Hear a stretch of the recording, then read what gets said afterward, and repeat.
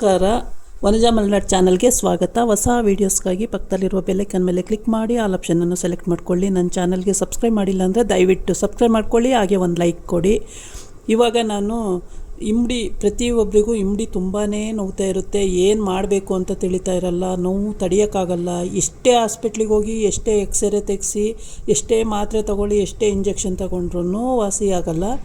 ಇದಕ್ಕೆ ಏನು ಮಾಡ್ಬೋದು ಅಂದರೆ, ನಮ್ಮ ಹಿರಿಕರು ಹೇಳಿರೋ ಪ್ರಕಾರ ಶಂಕು, ನಿಮ್ಮ ಮನೆಯಲ್ಲಿ ಪೂಜೆ ಮಾಡೋ ಶಂಕಾದರೂ ಸರಿ, ಈ ಥರ ನಾವು ಶೋಗಿಟ್ಟಿರ್ತೀವಿ ಅಲ್ವಾ, ಈ ಥರ ಶಂಕು ತಗೊಂಡು ಅದಕ್ಕೆ ಒಂದು ಕಲ್ಲು ಬೇಕಾಗುತ್ತೆ. ಕಲ್ಲು, ಶಂಕು ಮತ್ತು ಸ್ವಲ್ಪ ನೀರು ಬೇಕಾಗುತ್ತೆ. ಈ ನೀರನ್ನು ಹಿಂಗೆ ಹತ್ಕೊಂಡು, ಈ ರೀತಿ ಹತ್ಕೊಂಡು ಈ ಶಂಕು ಮೇಲೆ ಈ ರೀತಿ ಸೌದು, ಈ ರೀತಿ ಅದರಲ್ಲಿ ಒಂದು ಸ್ವಲ್ಪ ರಸ ಬಂದಂಗೆ ಆಗುತ್ತಲ್ವ, ಅದನ್ನು ತೆಗೆದು ಆ ಹಿಂಡಿ ಎಲ್ಲಿ ನೋವಾಗಿದೆಯೋ ಅಲ್ಲಿಗೆ ಹಚ್ಚಿ ಅಂತ ಹೇಳಿದ್ದಾರೆ. ಹೀಗೆ ಪ್ರತಿ ದಿವಸ ಒಂದು ವಾರ ಮಾಡಿದ್ರೆ ಸಾಕು, ಫುಲ್ಲು ಹುಷಾರಾಗುತ್ತೆ ಅಂತ ಹೇಳಿದ್ದಾರೆ.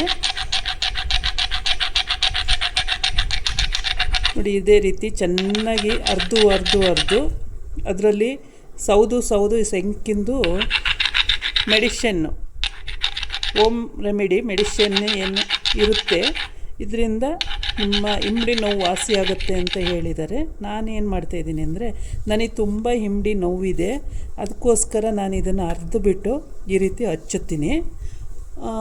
ಇವಾಗ ಆಲ್ರೆಡಿ 2 ದಿನ ಹಚ್ಚಿದ್ದೀನಿ, ಇದು 3ನೇ ದಿನ.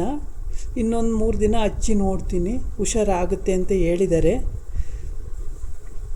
ನೋಡೋಣ, ಪ್ರಯತ್ನ ಪಡೋಣ ಅಂತೇಳ್ಬಿಟ್ಟು.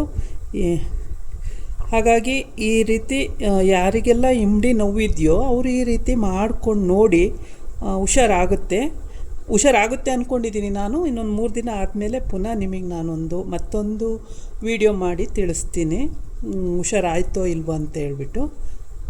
ಇದು ಹಚ್ಚಿ ಒಂದು 4-5 ದಿನ ಹಚ್ಚಿ ಆದಮೇಲೆ ಮತ್ತೆ ಒಂದು 4 ದಿನ ಬಿಟ್ಟು ಅದಾದಮೇಲೆ ನಾವು ಹೇಳ್ಬೇಕಲ್ವ ಹುಷಾರಾಯ್ತಾ ಇಲ್ಲ ಅಂತೇಳ್ಬಿಟ್ಟು. ಇದೇನು ಸುಮ್ಮನೆ ನಮ್ಮ ಹಿರಿಕರು ಸುಳ್ಳು ಹೇಳಿರಲ್ಲ, ಏನೋ ಇರುತ್ತೆ ಇದರಲ್ಲಿ. ನೋಡೋಣ ಹಚ್ಚಿ. ನೀವು ಕೂಡ ಹಿಂಡಿ ನೋವಿದ್ರೆ, ಈ ಥರ ಶಂಕು ಇದ್ದರೆ ಹಚ್ಚಿ ನೋಡಿ, ಹುಷಾರಾಗ್ಬೋದು, ಆಗುತ್ತೆ ಅಂತ ಹೇಳಿದ್ದಾರೆ. ಇದಾಗಿತ್ತು ಇವತ್ತಿನ ವಿಡಿಯೋ. ನಾಳೆ ಇನ್ನೊಂದು ವಿಡಿಯೋ ಜೊತೆ ಬರ್ತೀನಿ. ನಮಸ್ಕಾರ.